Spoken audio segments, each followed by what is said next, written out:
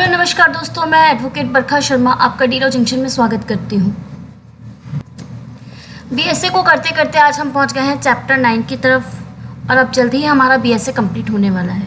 BSA यानी कि भारतीय साक्ष्य अधिनियम, ठीक है, जिसने इंडियन एविडेंस एक्ट की जगह ली है, न्यू क्रिमिनल एक्ट्स में आता है। और हम लोगों ने यूट्यूब पर हम लोगों ने कंप्लीट कर लिया है। क्या क्या कंप्लीट कर लिया है एक बार ओवरव्यू ले लेते हैं। बीएनएस हम लोगों ने कंप्लीट कर ली है यूट्यूब पे। बीएनएसएस हमने यूट्यूब पे कंप्लीट कर ली है, जाके गो थ्रू कर सकते हैं, वीडियोस आप लोगों के पास अवेलेबल है। इसके साथ साथ हम बीएसए के चैप्टर नंबर 9 की तरफ पहुंच चुके हैं। आज हम इसको कंप्लीट कर लेंगे। 8 तक हम लोगों ने कंप्लीट कर लिया है, चैप्टर 8 तक कंप्लीट हो चुका है। इसको 8 कर लीजिए, चैप्टर 8 तक हमने कंप्लीट कर लिया और आज हम चैप्टर 9 को कंप्लीट कर लेंगे, ठीक है। पीडीएफ अगर आपको चाहिए तो आपको कहाँ जाना होगा, डीलो क्लासेस की ऐप पर।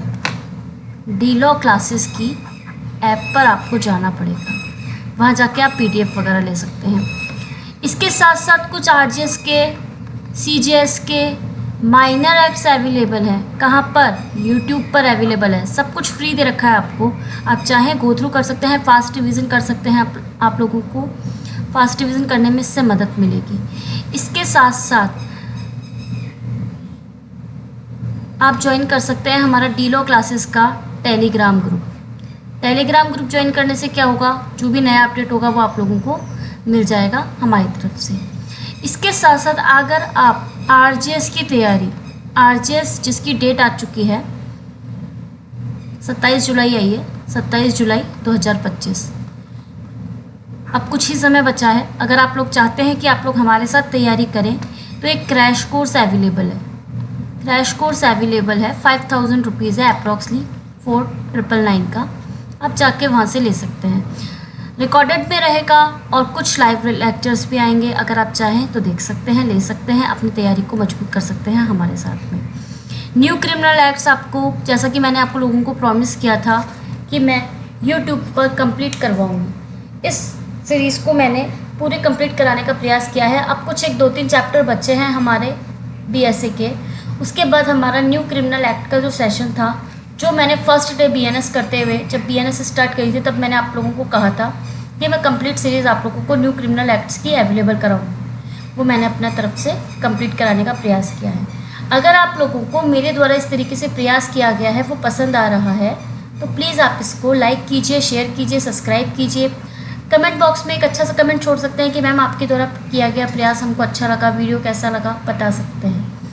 इस तरीके से क्या होगा, मुझे भी मोटिवेशन मिलेगा और मैं आप लोगों के लिए इसी तरीके से जो भी जानकारी जो आपके लिए यूज़फुल होगी वो मैं लेके आऊँगी। मतलब इसी सीरीज़ में आगे बढ़ते हुए आज हम चैप्टर 9 को देख लेते हैं। चैप्टर 9 किस बारे में बात करता है? साक्षियों के विषय में, ऑफ विटनेसेस।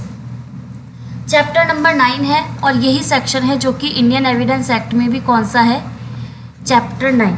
वहाँ पे कौन कौन से सेक्शंस कवर करता था? 118 से 134, यानी 118 से 134 हमारे इंडियन एविडेंस एक्ट में कवर करता था। वहीं जब हम बीएसए की बात करते हैं तो 124 से 139 बीएसए इसी बारे में बात करता है।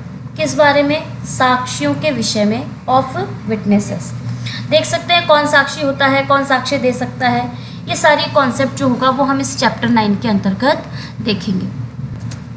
सबसे पहले वाले सेक्शन की तरफ आ जाइए। 124 क्या बोलता है, कौन साक्ष्य दे सकेगा? और ये वही सेक्शन है जो 118 है हमारा, कहाँ पर? इंडियन एविडेंस एक्ट में।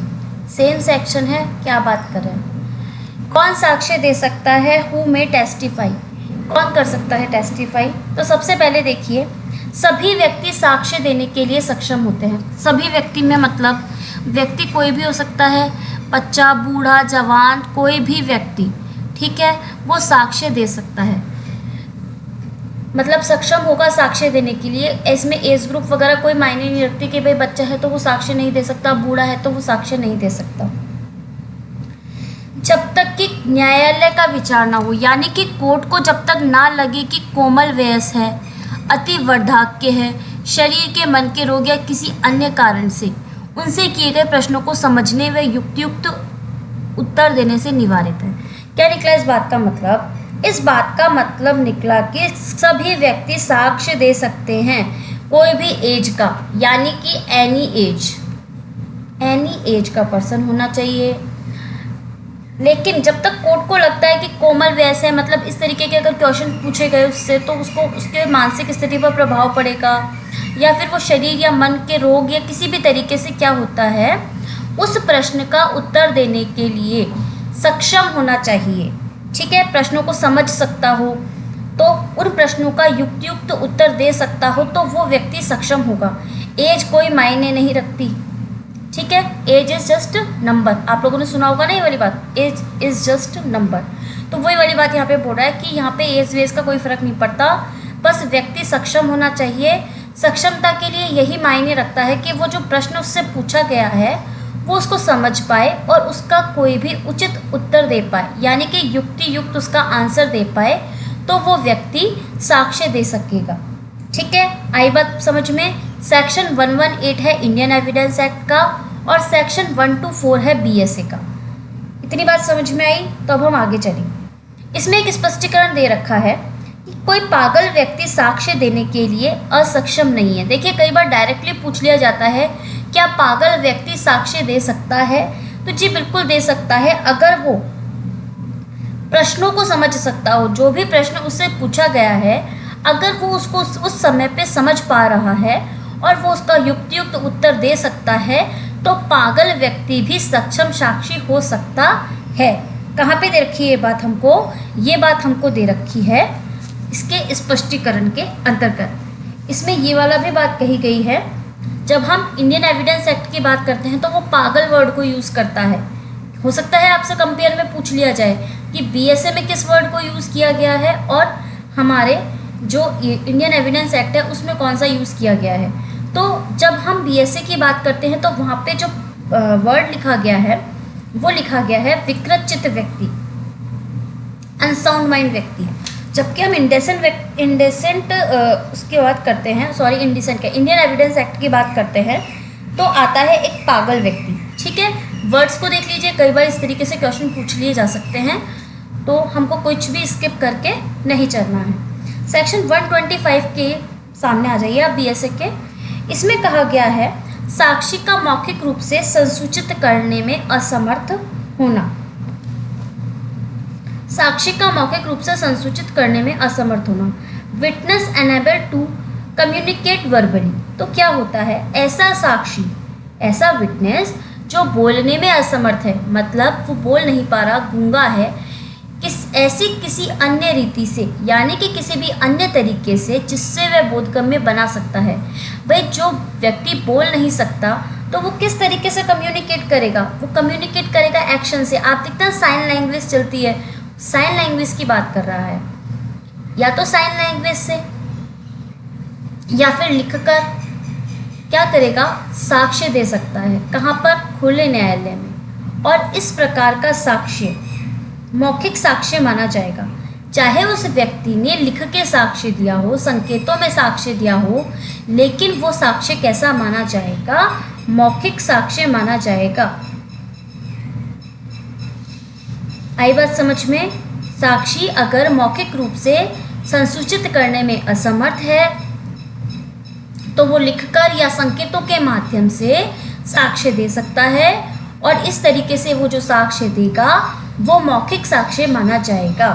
एक स्पष्टीकरण से पहले परंतु दे रखा है कि यदि साक्षी मौखिक रूप से संसूचित करने में असमर्थ है तो जो कोर्ट होगा स्टेटमेंट को रिकॉर्ड करने में किसी विभाषीय, यानी कि जो उसकी भाषा को समझ सकता हो, विशेष प्रबोधक की सहायता ले सकेगा,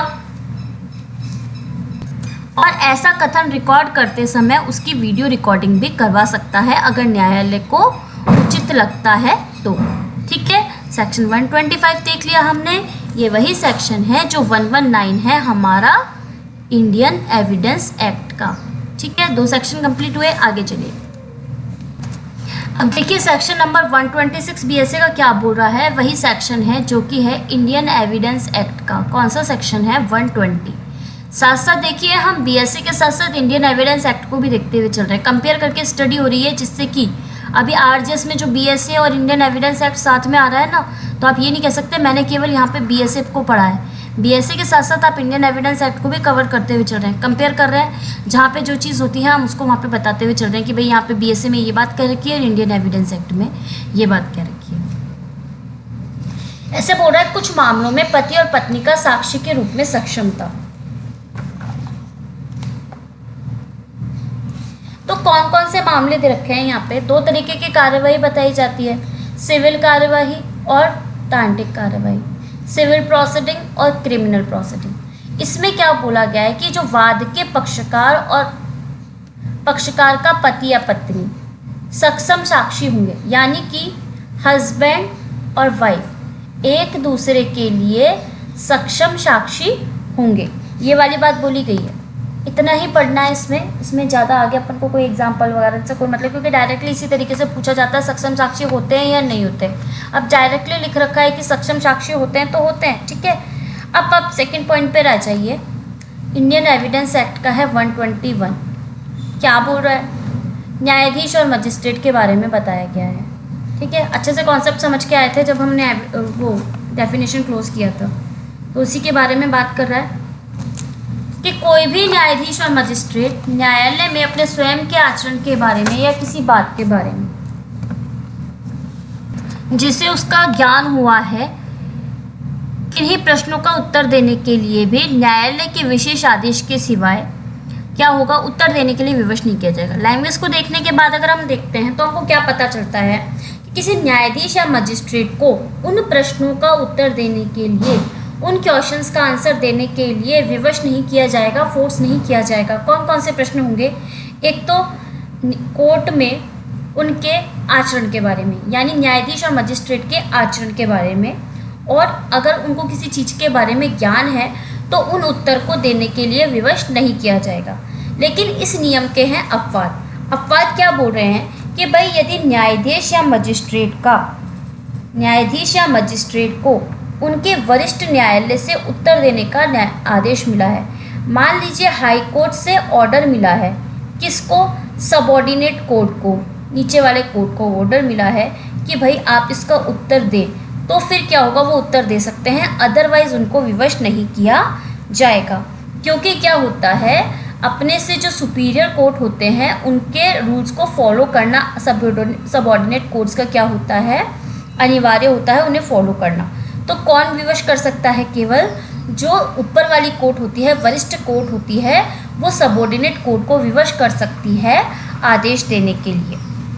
वे ऐसी दशा में अपने विशेषाधिकार का उपयोग नहीं कर सकते। इसका मतलब हो गया कि भाई यहाँ पे वो ये नहीं बोल सकते कि भाई हमको उत्तर देना ज़रूरी नहीं है, मतलब ये मेरा आदेश है या हमको 127 में ऑर्डर मिला है कि हम इनका उत्तर नहीं देंगे, नहीं। क्योंकि क्या होता है, हमको सुपीरियर कोर्ट ने अगर ऑर्डर दिया है तो जो नीचे वाला कोर्ट होता है उसको क्या करना पड़ता है? ऑर्डर को फॉलो करना पड़ता है। न्यायाधीश और मजिस्ट्रेट के सामने न्यायालय में जो घटना घटित हुई है उसके बारे में उनकी एग्जामिनेशन की जा सकती है, और वह अपनी ये सुरक्षा अपनी स्वेच्छा से छोड़कर अपने आचरण का स्पष्टीकरण दे सकता है। मतलब उसके सामने अगर इस तरीके का कोई कंडक्ट हुआ तो वो उसके बारे में एक्सप्लेनेशन दे सकता है। ये वाली बात हमको 127 में बताई गई है। इसमें इलस्ट्रेशंस दे रखे हैं जो आपको आज की तारीख में क्या करना है? रीड आउट करने हैं, समझने की कोशिश करनी है। 1 से 2 बार पढ़ेंगे आपको आराम से समझ में आ जाएगा, ठीक है। इलस्ट्रेशन को छोड़ के नहीं जाना है, क्योंकि कई बार क्या होता है डायरेक्टली इलस्ट्रेशन बेस्ड क्वेश्चंस आ जाते हैं। इसके बाद हम नेक्स्ट पॉइंट की बात करेंगे। अब देखिए ये वाला पॉइंट क्या बोल रहा है, यह है सेक्शन 128 BSA, वही सेक्शन है जो 122 है। कौन से वाले सेक्शन का? इंडियन एविडेंस एक्ट का।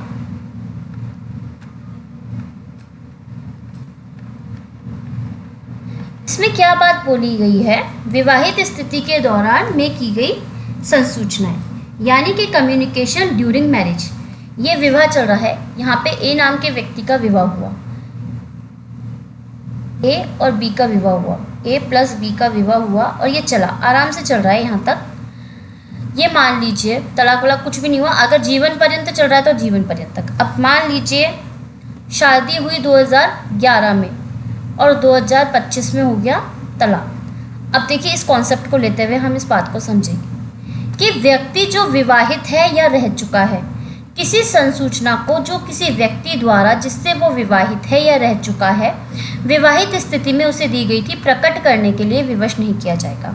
तो ए और बी पति पत्नी हैं, ये दोनों एक दूसरे को अगर कोई बात बताते हैं अपने विवाहित रहने के दौरान, जीवन पर्यंत रह रहे हैं तो जीवन पर्यंत नहीं विवश किया जाएगा। मान लीजिए 2011 से 2025 तक रहे तो इस समय में नहीं किया जाएगा, इसके बाद भी नहीं किया जाएगा अगर ये नहीं चाहते तो। ठीक है,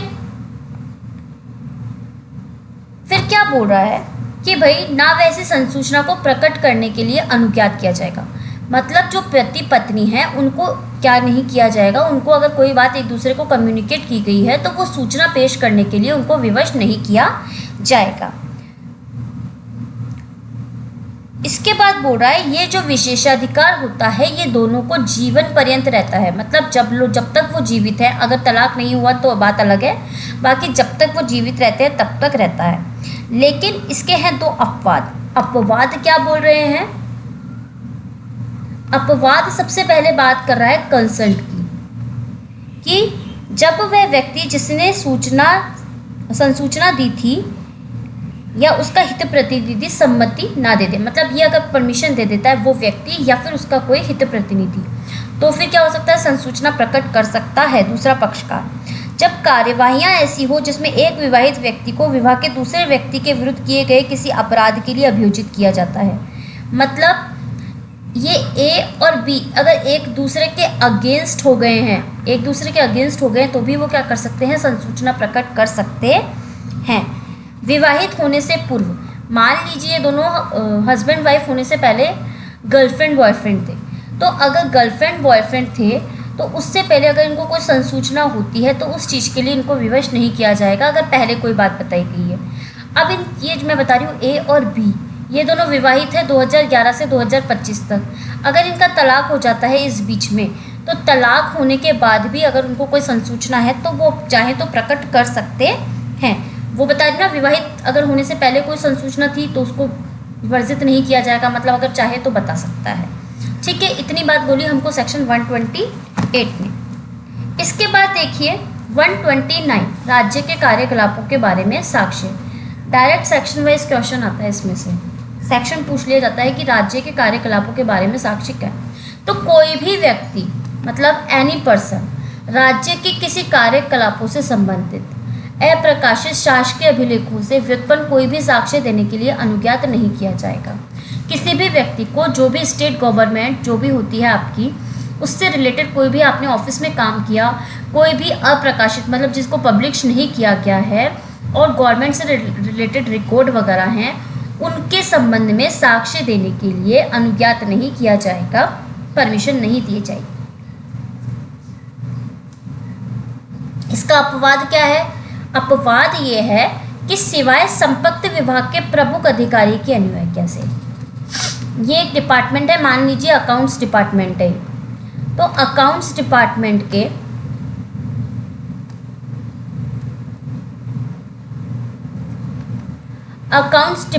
के कोई भी जो डॉक्यूमेंट होंगे, जो भी एविडेंस होंगे, इसके संबंध में नहीं दिए जा सकते।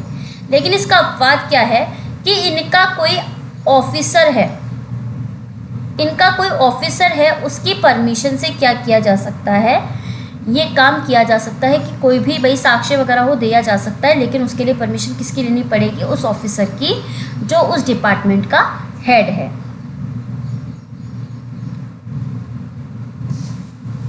नेक्स्ट पॉइंट देखिए। अब लिखिए अगला पॉइंट, सेक्शन 130 किस बारे में बात करता है? शासकीय संसूचनाएं, यानी कि ऑफिशियल कम्युनिकेशन। 124 है हमारे इंडियन एविडेंस एक्ट का। क्या बोल रहा है कि लोक अधिकारी उसे शासकीय विश्वास में दी गई संसूचना को प्रकट करने के लिए विवश नहीं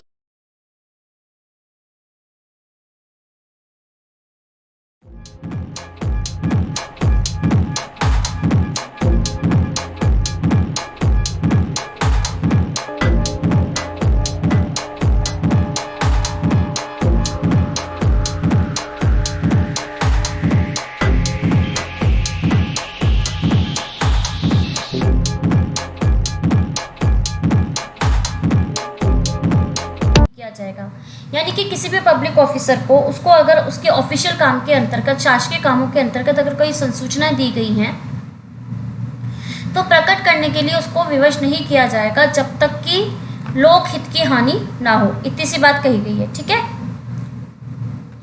सेक्शन 131 कहता है बीएसए का अपराधों के करने के बारे में जानकारी।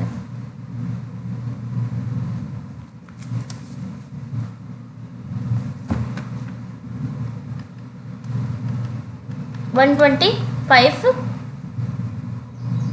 किसका है? इंडियन एविडेंस एक्ट का।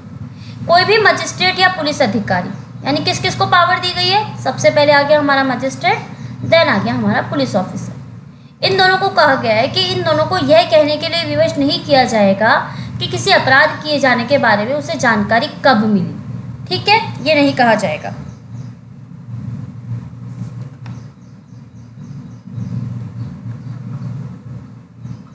कि भाई हत्या हुई थी तो उसको जानकारी कब मिली, 2 दिन पहले मिली, 1 दिन पहले मिली, कब मिली, इनको विवश नहीं किया जाएगा इस बारे में। साथ ही किसी भी राजस्व अधिकारी को, यानी कि यहाँ पे मिल रहा है रेवेन्यू ऑफिसर को, यह कहने के लिए विवश नहीं किया जाएगा कि उसे लोक राजस्व के संबंध में अपराध किए जाने की जानकारी कब मिली। राजस्व अधिकारी क्या होता है? जो रेवेन्यू से रिलेटेड जो काम वाम होता है ना, उसको देखता है, ठीक है।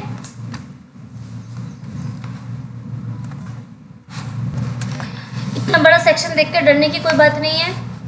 सेक्शन 132 है, बड़ा लग रहा है लेकिन हमारे बड़े काम का है, क्योंकि वृत्तिक संसूचनाएं किससे रिलेटेड है? हम लोगों से रिलेटेड है, मतलब हम एडवोकेट से रिलेटेड सेक्शन है ये वाला, और इम्पोर्टेंट सेक्शन है, हमें पता होना चाहिए, ठीक है। क्या बोल रहा है इसके अंतर्गत? वृत्तिक संसूचनाएं यानी कि प्रोफेशनल कम्युनिकेशन। सेक्शन आता है 132 बीएसए का, और इंडियन एविडेंस एक्ट का कौन सा सेक्शन आता है? 126। आराम से धीरज धर के और इस सेक्शन को पढ़िए। क्या बोल रहा है देखो, कोई भी अधिवक्ता, यानी हमारी बात की जा रही है एडवोकेट्स की, अपने कक्षीकार की, कक्षीकार कौन होता है? क्लाइंट होता है, ठीक है। हिंदी की लैंग्वेज देख के घबराने की आवश्यकता नहीं है। कक्षीकार की अभिव्यक्त सहमति की सीमा, जब तक उसने कंसेंट ना दे दी हो, उसके अलावा ऐसी किसी संसूचना को, कम्युनिकेशन को प्रकट करने के लिए, उजागर करने के लिए जो उसके ऐसे अधिवक्ता की हैसियत में, सेवा के अनुक्रम में उसके प्रयोजनात उसके कक्षीकार के द्वारा की गई है या दी गई है। क्या बोल रहा है कि ये एडवोकेट साहब हैं, ए नाम का एडवोकेट है, इसके सामने आता है मिस्टर बी। मिस्टर बी आता है क्लाइंट बनके। क्लाइंट बनके जब आता है तब ये क्या करता है? अपनी सारी बातें इसको बता देता है कि भाई फलाना काम हुआ, मेरा इसमें ये रोल था, मेरा ये केस चल रहा है, मेरे ये बातें हैं, इसमें मैंने ये गलती करी, सामने वाले की ये गलती थी। तो अभिवक्ता तो क्या करेगा? अपने पक्ष को ही तो मजबूत करेगा ना, अपने जो अपना क्लाइंट होता है उसी को तो बचाने का प्रयास करेगा। तो बचाने के प्रयास में ये नहीं करेगा कि भाई क्लाइंट ने जो जो इन्फॉर्मेशन दी वो सामने वाली पार्टी को जाके बता देगा या किसी और को बता देगा। तो ये बोल रहा है कि भाई एडवोकेट को अगर क्लाइंट ने कोई भी जो इन्फॉर्मेशन वगैरह दी है उसके कार्य के दौरान, उसके अधिवक्ता की पोजीशन के रूप में, तो वो क्या करेगा? वो अधिवक्ता उस जो कम्युनिकेशन होगी उसको प्रकट नहीं करेगा, उसको उजागर नहीं करेगा। आई बात समझ में? किसी दस्तावेज की जिससे वह अपनी वृत्तिक सेवा के अनुक्रम में उसके प्रयोजनार्थ परिचित हो गया हो, किसी डॉक्यूमेंट को पेश नहीं करेगा। अंतर्वस्तु या दशा कथित करने को या किसी सलाह को जो ऐसी सेवा के अनुक्रम में और उसके प्रयोजनार्थ उसने अपने कक्षीकार को दी है, मतलब किसी तरह की सिचुएशन दी है या कोई सलाह वगैरह दी है, ठीक है, उसको भी प्रकट करने के लिए विवश नहीं किया जाएगा। परंतु इस धारा की कोई बात निम्नलिखित प्रकटीकरण को संरक्षण नहीं देगी। परंतु का मतलब क्या हो जाता है? अपवाद। मतलब कि यहाँ तक की बात तो ये बोल रहा था कि जो क्लाइंट है ये कोई इन्फॉर्मेशन देगा, इसको कोई सलाह दी जाएगी, इसको कुछ भी दिया जाएगा डॉक्यूमेंट वगैरह, तो उसको विवश नहीं किया जाएगा कि वो उसको पेश वगैरह करे। लेकिन अवैध प्रयोजनों को अग्रसर करने में दी गई संसूचना को प्रकट कर सकता है। ऐसे तथ्य जो किसी अधिवक्ता ने अपनी हैसियत में सेवा के अनुक्रम में संप्रेषित किया हो, जिससे दर्शित होता हो कि उसके सेवा के प्रारंभ के बाद कोई अपराध या कपट किया गया है, ठीक है। मतलब उसके सामने ऐसी चीज़ आ गई कि कोई अपराध हो रहा हो, कपट हो रहा हो, जैसे कि मान लीजिए कोई करता है, आता है व्यक्ति और फिर वो बाद में मान लीजिए देश की रक्षा के खिलाफ बयान करता है कि भाई मैं ना राज्य के विरुद्ध ये अपराध कर दूंगा, अगर ऐसा नहीं हुआ तो मैं ये कर दूंगा। कोई अपराध करता है, कोई कपट करने के संबंध में बात कर रहा है, तो ये सारी बातें बोल रहा है कि अगर ऐसा कुछ होता है और उसको लगता है कि भाई क्लाइंट के अगेंस्ट बात की जानी चाहिए, वो कोई अवैध प्रयोजन के लिए काम कर रहा है, इससे कोई देश को खिलाफ या फिर किसी भी तरीके से कोई अपराध या कपट करने के उद्देश्य से ये ऐसा कर रहा है, किसी व्यक्ति को चला के फंसाने के उद्देश्य से ऐसा कर रहा है, तो फिर वो चाहे तो उसको प्रकट कर सकता है। फिर बोल रहा है इस धारा के उपबंध अधिवक्ताओं के निर्वचनकर्ताओं, लिपिकों या कर्मचारियों को लागू होंगे। किन किन व्यक्तियों पर अप्लाई हो रहे हैं, इंपॉर्टेंट पार्ट है, कई बार प्री में पूछ लिया जाता है। ठीक है, रीड आउट कर लीजिए, आपका काम हो जाएगा। ठीक है, अगर प्री के अकॉर्डिंग देखते हैं तो एक बार रीड आउट करना है। और जनरली ये होता है कि जो वृत्तिक संसूचनाएं, इसमें जो देखने की बात है कि जो वृत्तिक संसूचनाएं होती हैं क्लाइंट और एडवोकेट के बीच में, उसको पेश नहीं किया जाएगा। 2 अपवाद दे रखे हैं, इनको ध्यान में रखते हुए आगे पढ़ना है। देखिए ये क्या सेक्शन है, साक्ष्य देने के लिए स्वयं उद्धत होने से विशेषाधिकार अध्यक्त नहीं हो जाता। 133 बीएसए का है और 128 है इंडियन एविडेंस एक्ट का। केवल रीड आउट सेक्शन है, कुछ कुछ चीज़ें स्किप करना भी सीखिए। इसको अगर आप केवल एक रीड आउट करके भी जाएंगे तो आपका काम हो जाएगा। कौन सा सेक्शन है इसका, 128। रीड कर लेते हैं एक बार, जिससे कि हमसे कुछ छूटना नहीं चाहिए। यदि किसी बात का कोई साक्ष्य स्वयं प्रेरणा से या अन्यथा उसमें साक्ष्य देता है तो यह नहीं समझा जाएगा कि एत द्वारा उसने ऐसे प्रकटन के लिए सम्मति दी है जैसा कि धारा 132 में वर्णित है। ठीक है, अभी पढ़ के आए थे हम 132। किसी वाद या कार्यवाही का पक्षकार ऐसे किसी अधिवक्ता को साक्षी के रूप में बुलाता है तो यह कि उसने प्रकटन के लिए अपनी सम्मति दे दी थी तभी समझा जाएगा, जबकि वह ऐसे अधिवक्ता से उन बातों के बारे में प्रश्न करे जिनके प्रकटन के लिए प्रश्नों के अभाव में स्वाधीन न होना। ठीक है, जनरल बात है, केवल रीड आउट करना है इसको।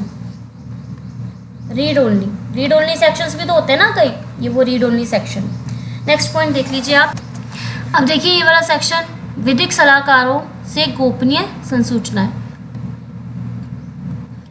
इंडियन एविडेंस एक्ट का 129 क्या बात कर रहा है, ये बोल रहा है कि confidential communication with legal adviser. तो कोई भी व्यक्ति गोपनीय संसूचना को जो उसके और विधिक सलाहकार के बीच में हुई है, यानी कि क्लाइंट और एडवोकेट के बीच में हुई है, न्यायालय को प्रकट करने के लिए तब तक विवश नहीं किया जाएगा जब तक कि उसको विटनेस के रूप में नहीं बुलाया गया हो, साक्षी के रूप में नहीं बुलाया गया हो। पेश करने की दशा में किन्हीं भी ऐसी संसूचनाओं को जिन्हें उस किसी साक्ष्य को स्पष्ट करने के लिए जानना जो उसने दिया हो, न्यायालय को आवश्यक प्रतीत हो, प्रकट करने के लिए विवश किया जाएगा, पर किन्हीं अन्य संसूचनाओं को नहीं। मतलब जितनी आवश्यक संसूचनाएं पेश करनी है उतनी पेश करनी होगी, और अगर क्लाइंट चाहे तो ये विवश कर सकता है जब तक कि उसको साक्षी के तौर पर नहीं बुलाया गया हो। मतलब जब उसको विटनेस के रूप में बुलाएंगे तभी वो पेश करेगा, अदरवाइज उन सूचनाओं को जो गोपनीय संसूचनाएं हुई है क्लाइंट और उसके बीच में, एडवोकेट के बीच में, उसको पेश करने के लिए विवश नहीं किया जाएगा। तो ये सेक्शन किस पे अप्लाई होता है, क्लाइंट पे अप्लाई होता है। ठीक है, पहले एडवोकेट पे अप्लाई हो रहा था और ये क्लाइंट पे अप्लाई हो रहा है। अब ये वाला सेक्शन देखिए 135, ये वो सेक्शन है जो इंडियन एविडेंस एक्ट का 130 है। ठीक है, कंपेयर करते हुए स्टडी कर रहे हैं, नोट डाउन करते हुए चलिएगा। जो साक्षी पक्षकार नहीं है उसके हक विलेखों का पेश किया जाना। तो कोई भी साक्षी जो वाद का पक्षकार नहीं है, संपत्ति के संबंध में हक विलेखों, दस्तावेज को जिसके ऊपर वो बल रखता है, किसके संबंध में गिरविदार या बंधक के रूप में, किसी दस्तावेज का जिसका पेशकरण करना उसे अपराध में फंसाने की प्रकृति रखता है। देखिए ये वाली लाइन है ना, ये इंपॉर्टेंट है, अंडरलाइन कर लो इसको, आपके एक्ट में भी लिखी रही होगी वाली। पेश करने के लिए विवश नहीं किया जाएगा जब तक कि उसने ऐसे विलेखों के पेशकरण के इप्सा रखने वाले व्यक्ति के साथ या ऐसे व्यक्ति के साथ जिससे व्युत्पन्न अधिकार से वह व्यक्ति दावा करता है पेश करने के लिए कोई लिखित करार ना कर दियो। जब तक उसने कोई रिटर्न में एग्रीमेंट नहीं किया हो तब तक उसको पेश करने के लिए बाध्य नहीं किया जाएगा, विवश नहीं किया जाएगा ऐसे डॉक्यूमेंट को जिसको पेश करने के लिए अपराध में फंसाने की प्रवृत्ति रखता है।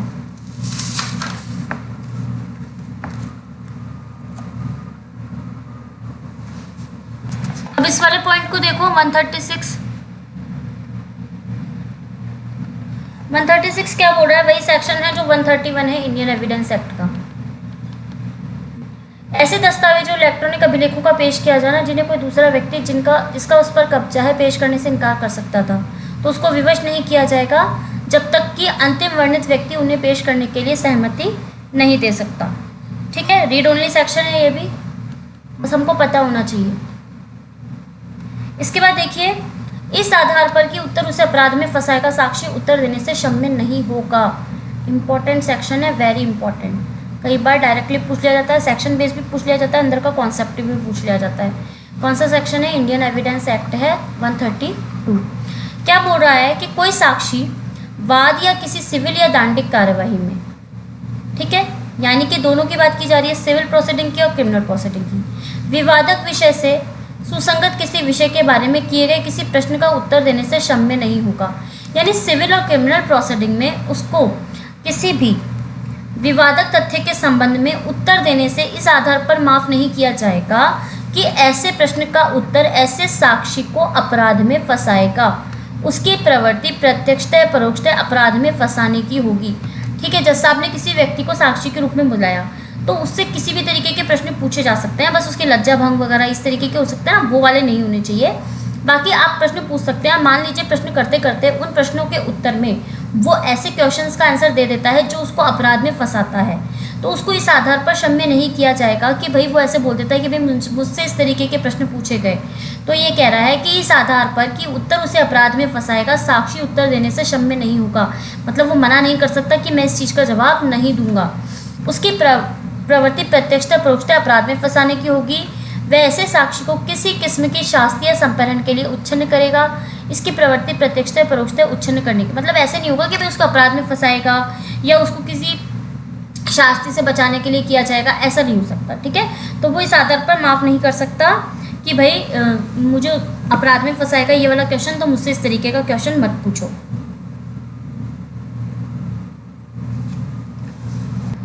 अब देखिए इस चैप्टर के लास्ट दो सेक्शन है। कौन से सेक्शन है? 138 और 139।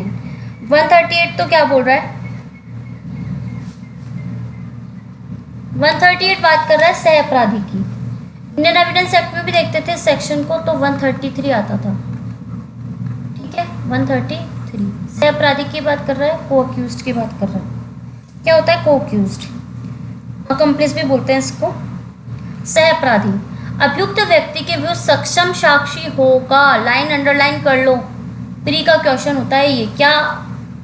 सह अपराधी अभियुक्त के विरुद्ध सक्षम साक्षी होगा और दोष सिद्धि इसलिए अवैध नहीं है यदि किसी सह अपराधी के संपुष्ट परिसाक्ष्य के आधार पर की गई है।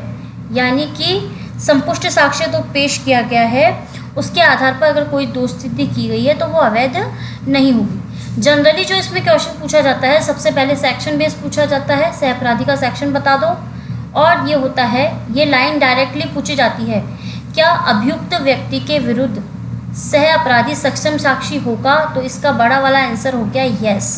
ठीक है, अब 139 देखो किस बारे में बात कर रहा है। 134 इंडियन एविडेंस एक्ट क्या बोल रहा है? डायरेक्ट सेक्शन वाइज क्वेश्चन पूछा जाता है। और सेकंड जो पूछा जाता है कि किसी भी मामले में क्या साक्षियों की संख्या अपेक्षित है कि भाई 2 साक्षी होंगे, 3 साक्षी होंगे, 4 साक्षी होंगे, 10 साक्षी होंगे, 15 साक्षी होंगे? तो जी नहीं, जिस केस में जितने साक्षी बनेंगे सब आ सकते हैं। मामले में किसी तथ्य को साबित करने के लिए कि भाई ए ने बी का मर्डर किया है, तो इसके लिए जितने साक्षी वहाँ पे होंगे, मान लीजिए एक ग्रुप में देखा, मान लीजिए 2 व्यक्तियों ने देखा, मान लीजिए एक व्यक्ति ने देखा, तो ये सारे व्यक्ति क्या हो सकते हैं? सक्षम साक्षी हो सकते हैं। साक्षियों की कोई विशिष्ट संख्या अपेक्षित नहीं है।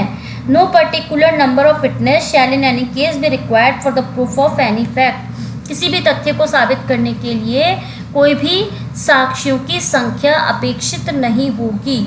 ठीक है, आई बात समझ में? अब हमने कंप्लीट कर लिया है चैप्टर 9 को। चैप्टर 9 हमने बीएसए का कंप्लीट कर लिया है और अब लास्ट 3 चैप्टर बचे हुए हैं। 11 और 12 तो कुछ भी नहीं है, एक एक सेक्शन लेके बैठे हैं। अब हमको लास्ट जो इम्पोर्टेंट चैप्टर पढ़ना है वो पढ़ना है चैप्टर 10। चैप्टर 10 को धीरज धर के पढ़िएगा, आराम से पढ़िए, कोई दिक्कत नहीं है। बाकी जिसने अभी तक शुरू ही नहीं किया है बीएसए की सीरीज़ को, आपका कोई दोस्त है जिसने अभी स्टार्ट ही नहीं किया है, तो उसको जगाइए और कहिए कि आपके पास यूट्यूब पर अवेलेबल है बीएनएस, बीएनएसएस और बीएसए की सीरीज़। माइनर एक्ट्स अवेलेबल है, मैटर अवेलेबल होते हुए अगर आप नहीं देखेंगे तो ये आप लोगों के लिए ही नुकसानदायक है। ठीक है, तो आप इसको लाइक कीजिए, शेयर कीजिए, सब्सक्राइब कीजिए, कमेंट बॉक्स में एक प्यारा सा नन्हा सा कमेंट छोड़ दीजिए, जिससे कि हम मोटिवेट हों और आपके लिए इसी तरीके से लेक्चर लेके आएँ। आपको लगता है कि कोई एक्ट हमको समझ में नहीं आ रहा है और हम मैम के साथ कर सकते हैं, तो आप मेरे को कमेंट बॉक्स में बता दीजिए, या टेलीग्राम ग्रुप में जहाँ आपको लगता है सही वहाँ पे बता दीजिए कि आप न्यू क्रिमिनल एक्ट्स कंप्लीट होने के बाद कौन सा एक्ट आप हमारे साथ करना चाहेंगे। ठीक है,